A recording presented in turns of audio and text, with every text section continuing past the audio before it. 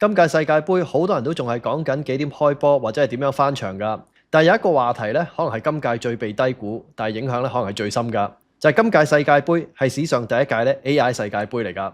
嗱，唔係噱頭嚟嘅喎，連美國銀行今年5月嘅投資報告咧都直接用咗呢個標題㗎。人工智能喺今屆世界盃已經唔係輔助工具咁簡單啦，而係成個賽事嘅核心營運架構嚟㗎。由場內裁判到球隊戰術，到球迷睇波，到場外保安，甚至乎賭波賠率 ，AI 真係無處不在㗎。今日同大家逐一拆解下 AI 究竟改變咗足球啲乜嘢嘢呢？而我哋到底係咪真係仲係睇緊波呢？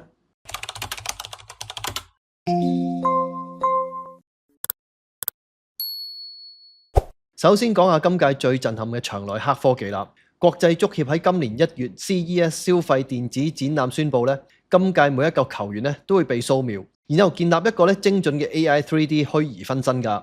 掃描只係需要1秒嘅啫，系統就可以記錄球員每一個身體部位嘅精準尺寸。當比賽進行嘅時候 ，AI 就會喺極短時間之內咧結合多角度嘅影像同埋數據，即時判斷越位啦，結果就會直接傳送到球證嘅手錶上面㗎。嗱，仲有一個球證視覺嘅 Ref Cam 㗎，球證而家頭上面咧帶住一個攝影機啦，佢有一個 AI 防震技術嘅，觀眾咧就喺佢轉播過程裏邊咧直接睇到球證嗰個視覺㗎啦，睇住啲球員咧點樣鬧球證喎。呢兩樣技術加埋咧，就令今屆咧成為史上最準確、所謂透明度最高嘅世界盃球證執法啦。但係有一個問題開始出現啦，就係如果 AI 球證永遠都唔會錯嘅話，你仲想唔想人類做球證呢？當越位由演算法決定，而球證只係 AI 執行者，咁足球嗰種人性，球證偶然判錯帶嚟嘅爭議趣味，係咪正在消失呢？好多人都話，而家嘅世界係數據嘅資本主義，邊一個有錢買數據，邊個就贏啦。足球嘅世界都係一樣㗎，英格蘭啊、法國呢啲頂級球隊，背後都有幾十人嘅數據分析團隊，分析對手每一個走位、每一個防守漏洞、每一個12碼嘅習性㗎。但係嗰啲今屆先係第一次打入世界盃決賽周嘅國家，好似維德國啊、烏茲別克等等，佢哋根本就請唔起幾十個數據科學家。呢啲數據資源嘅落差喺比賽未開始之前已經分咗勝負啦。咁呢樣嘢公唔公平呢？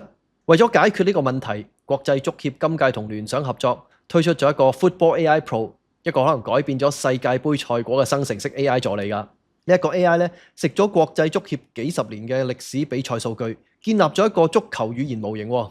你可以理解佢係一個專門用足球數據訓練出嚟嘅 ChatGPT， 但佢識嘅係足球世界嘅每一樣知識。而家全部48支球隊咧都獲得呢一個系統嘅授權㗎，唔單止係嗰啲強隊有喎，連嗰啲首度入圍嗰啲小角咧都用得到㗎。最重要嘅係嗰啲教練係唔需要寫程式嘅喎，只係需要用自然語言咧輸入翻嗰啲指令，例如下一場嘅對手禁區左邊嗰個防守漏洞喺邊呢？ AI 就會直接用文字、影片嘅片段、3D 嗰啲圖表，好清晰咁話俾你知嗰個答案。嗱，如果係咁嘅話，呢套就唔單止係一個工具啦，呢個直情係 AI 嘗試拉平咧強國同埋弱國之間幾十年累積落嚟嘅技術資源落差喎。以前咧戰術情報係有錢球隊嘅特權，但係今屆維德國嘅教練同法國嘅教練咧，理論上係用同一個等級嘅分析工具㗎。咁當然啦，數據平權就唔代表實力平權㗎。德國仍然係德國，維德國仍然係維德國㗎。但係如果假設有一日某一隊弱隊真係靠住 AI 戰術去分析踢到入8強嘅話，你覺得佢哋贏咗啊，定係 AI 贏咗呢？講完場內，我哋睇下場外啦。今年世界盃嘅規模實在太大，對於基礎設施咧係有史無前例嘅壓力㗎。如果你去達拉斯嘅國際轉播中心，你可能會見到一個幾驚嘅畫面㗎，就係咧會見到有監視技術嘅 AI 機械狗咧喺度巡邏㗎。唔單止係咁，場館裏邊咧仲會佈滿住 sensor 同埋 cam， 結合住數位雙生嘅技術。AI 就會即時監控人群嘅移動軌跡，預測邊一度咧會發生擠擁或者人踩人，提前調動人員咧去處理，完全係智慧城市嘅縮影嚟㗎。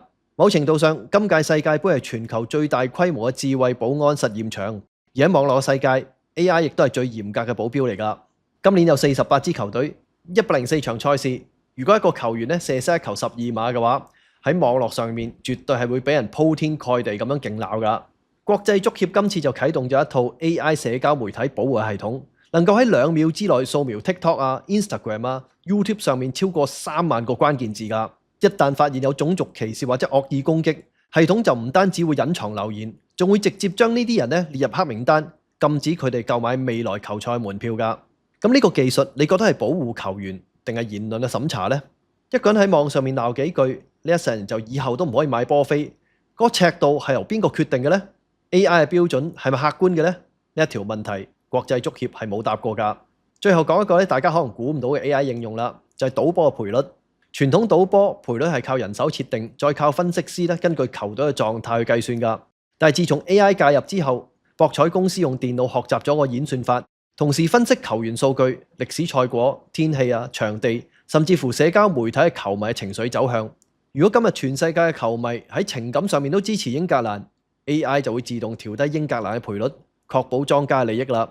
澳洲官方嘅報告就發現 AI 令到賭波嘅賠率嘅精準度升咗22%㗎。咁換言之你同莊家之間嗰個資訊差距比以前就大咗足足22%喎。你以為自己係靠眼光賭波，其實實際上係靠感覺對抗呢個超級電腦㗎。莊家用 AI 控制賠率係有殺冇賠㗎。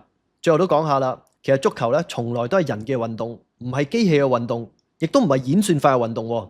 佢係人與人之間嘅比賽，比較邊一方嘅運動員能夠喺90分鐘之內將自己推到運動能力最高嗰個水平，去贏得嗰一場比賽㗎。咁當然啦，運動從來都離唔開科學，由更科學嘅訓練方法到運動營養學到生物力學分析，科學係推動運動更上一層樓嘅重要元素。呢一點從來都冇爭議嘅。但係足球就一樣非常獨特嘅本質，就係運動本身係包括錯誤嘅。邊個犯錯少，邊個就優勢；邊個喺最關鍵嘅時候犯錯，邊個就可能會輸。呢一種人性嘅唔完美係足球最真實嘅一部分，亦都可能係最好睇嗰部分嚟㗎。AI 令到球員犯錯可能性降低晒，訓練更加精準，戰術更加完美，體能管理更加科學。同時AI 捕捉對手犯錯嘅機會大幅增加，對手防守漏洞、12碼嗰個習慣、心理嘅弱點，全部都係數據嚟㗎。即係話 AI 令到足球變成一個犯錯成本越嚟越高，而犯錯空間越嚟越細嘅運動。你哋諗下，以往嗰啲球員管理臨場調配換人嘅 timing，都係教練智慧同埋經驗嘅體現嚟㗎，係勝負嘅關鍵之一。而家呢啲決定開始可能由 AI 去做啦。教練輸入數據， AI 就會話你知喺第67分鐘換上呢一個球員，得勝率就可以提升13%。咁到底呢場波嘅勝負係由人決定定係 AI 決定嘅呢？最終捧起世界盃嘅榮譽係嗰啲球員定係背後嗰個演算法呢？當然有一個現實問題啦，就係有資源用 AI 嘅球隊將會擁有巨大嘅戰略優勢㗎。Football AI Pro 今屆嘗試做技術平權，可能係好事嚟嘅。但係場外訓練嘅 AI 球員嗰啲追蹤數據、個人化嗰啲恢復方案，呢啲仍然係有錢先買得起㗎。數據嘅資本主義喺足球場上仍然係存在嘅。我哋又講下球證嗰啲科技。其實透過科技去做出客觀裁判嘅決定本質上係好事嚟㗎，減少人為錯誤，減少主觀嘅偏見，令到比賽更加公平。我諗呢一個出發點係冇人會反對㗎。不過我諗大家有睇波嘅話，都會發現呢一兩年，當有咗更大科技之後，反而帶嚟更大嘅爭議。點解呢？因為當科技介入咗每一個決定之後，都會令呢啲咁嘅決定無限咁放大、無限咁質疑、無限咁重播㗎。以前球證話人越位係就係，唔係就唔係，大家嗌兩句就算啦。而家有嗰啲 AI 自動越位系統，個畫面喺全球幾十億人面前重播。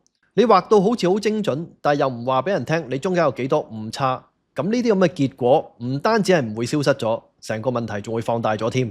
講真啦，人類對公平嘅渴望永遠係大於任何科技所能夠提供嘅答案㗎。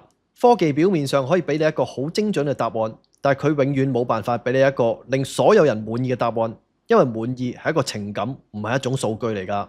所以好多時更強大嘅科技往往會做出更差嘅感受。呢件事的確係幾諷刺㗎。AI 係可以令人進步，但係足球之所以令幾十億人着迷，從來都唔係因為佢完美。你諗下，上帝之手斯丹攞紅牌趕出場，同埋巴西對法國失準，有邊樣嘢係完美啊？就係因為佢唔完美，會有奇蹟，會有意外，有英雄，有悲劇。如果 AI 將呢啲唔完美嘅嘢都消除晒嘅話，足球仲剩低啲咩呢？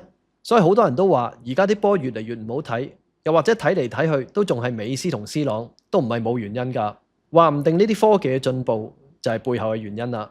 今次嘅分享去到呢度，如果大家中意呢種題材嘅話，記得 like、share 同留言啦。仲有訂閱我嘅頻道，咁以後我有新片嘅時候，大家就會即刻睇到㗎啦。我哋下集再見啦，拜拜。